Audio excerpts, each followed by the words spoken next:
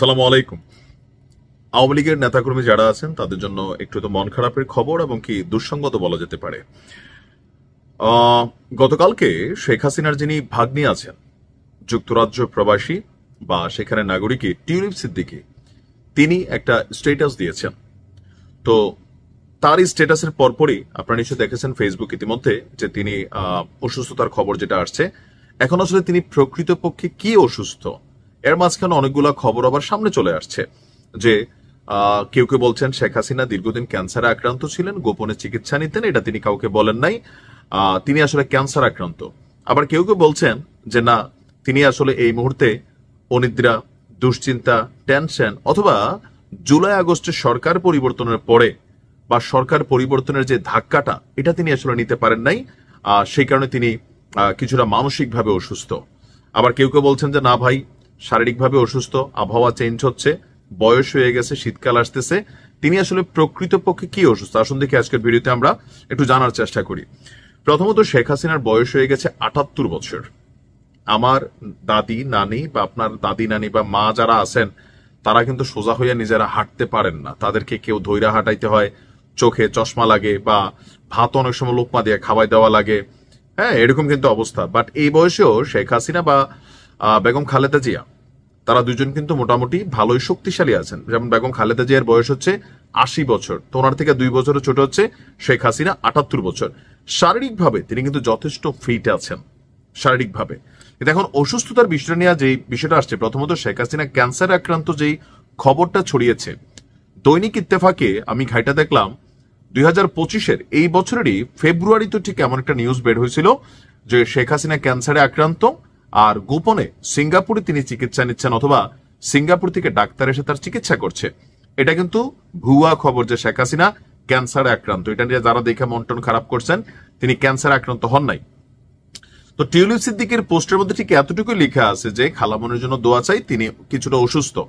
এখন এই অসুস্থতাটা স্পেসিফিকলি কি অসুস্থ, এটা এখন আমি অনেকগুলা গণমাধ্যম ঘাটাঘাটি করলাম, সবাই ওই রকমই লিখছেন যে কিছুটা অসুস্থ, কেউ লিখছেন অসুস্থ বাট ওই যে ক্যান্সার বা বড় ধরনের কোনো রোগ হয়েছে এটা কিন্তু হয় না। আবার অনেকে বলার চেষ্টা করছেন শেখ হাসিনার বড় ধরনের অসুখ হলেও এটা এই মুহূর্তে জনসম্মুখে আসবে না। কেন আসবে না? আওয়ামী লীগের নেতাকর্মীরা প্রতিদিন রাত মনে করেন যে আপা আসবেন, বাংলাদেশ হাসবে, আপা আসবে, বাংলাদেশ হাসবে, এই যে তাদের ডায়লগটায়। তো এখন যদি কোনো কারণে তিনি মারা যান বা বড় ধরনের কোনো অসুস্থতা হয়, এটা দলের যেই শৃঙ্খলা, চেইন অফ কমান্ড এবং আগামী দিনে নেতৃত্বে কারা আসবেন এই জায়গাটার মধ্যে একটা কি বলে যে দুর্বলতা তৈরি করবে। আবার কেউ কেউ বলার চেষ্টা করছেন গেল ২-১ মাস আগে আওয়ামী লীগের নেতৃত্বে পরিবর্তন আনতে যাচ্ছেন শেখ হাসিনা, সভাপতির পদ তিনি ছাড়বেন। আলোচনায় ছিল সজীব ওয়াজেদ জয় এবং ওনার মেয়ে পুতুলের নাম। তো অনেকে বলার চেষ্টা করছেন যে তিনি আসলে বড় একটা অসুখে আক্রান্ত, যেটা তিনি প্রকাশ করতেছেন না। আর এই সময়টার মধ্যে তিনি আসলে আওয়ামী লীগকে আগামী দিনে কে বা কারা এটার মাঝি হিসাবে দাঁড়াবেন বা কান্ডারি হবেন সেটা তিনি সেট আপ করে দিতে চাচ্ছেন। তবে এখন পুরা জিনিসটাই হচ্ছে আপনার ভাষা। তো যেহেতু টিউলিপ সিদ্দিকী শেখ হাসিনার বোনের মেয়ে বা সজীব ওয়াজেদ জয়, তাদের মুখ থেকে স্পেসিফিক কোনো ওয়ার্ড আসার আগে বিভিন্ন জায়গায় বিভিন্ন রকমের মন্তব্য আসতেছে, বক্তব্য আসতেছে। আসলে কোনটা যে সঠিক কোনটা ভুল এটা কিন্তু প্রমাণিত করা যাচ্ছে না। বাট অসুস্থ তিনি, এটা 100% সত্য। কারণ বয়স্ক মানুষ, বয়স হয়েছে, আবহাওয়া চেঞ্জ হয়েছে, ঠান্ডা পড়তেছে অনেক দেশে, ভারতেও ঠান্ডা পড়তেছে, এটাও হইতে পারে, মানসিক স্ট্রেস হইতে পারে, আবার হইতে পারে আসলে তিনি বড় কোনো অসুখে আক্রান্ত যেটাকে গোপনীয়তা রাখা হচ্ছে। যেমন ধরেন ভ্লাদিমির পুতিনের অনেকে বলে ক্যান্সার, আমেরিকা বারবার তার বিভিন্ন ধরনের জিনিস প্রকাশ করে। আর ধরেন তিনি কোন দেশে গেলে তার হাগুটাও পর্যন্ত তার দেশের লোকেরা সাথে নিয়ে আসে, যেন প্রমাণ করা না যায় যে তিনি বড় কোনো অসুস্থতায় আক্রান্ত। কেন? এরকম যারা সুপ্রিম লিডার থাকেন লাইক পুতিনের মতন, তাদের অসুস্থতার খবর জানলে জনগণের মধ্যে ভীতি ঢুকে, ফলোয়ার্সদের মধ্যে ভীতি ঢুকে, সিস্টেম ভেঙে যায়।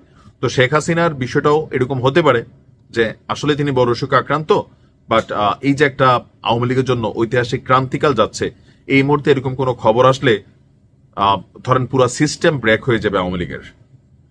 তো দেখা যাক আসলে কি খবর। এটা অথেন্টিকেশন তখনই পাবেন যখন আওয়ামী লীগের বড় কোনো নেতৃত্বের জায়গা থেকে বা ওনার পরিবারের জায়গা থেকে কোনো স্টেটাস আসবে।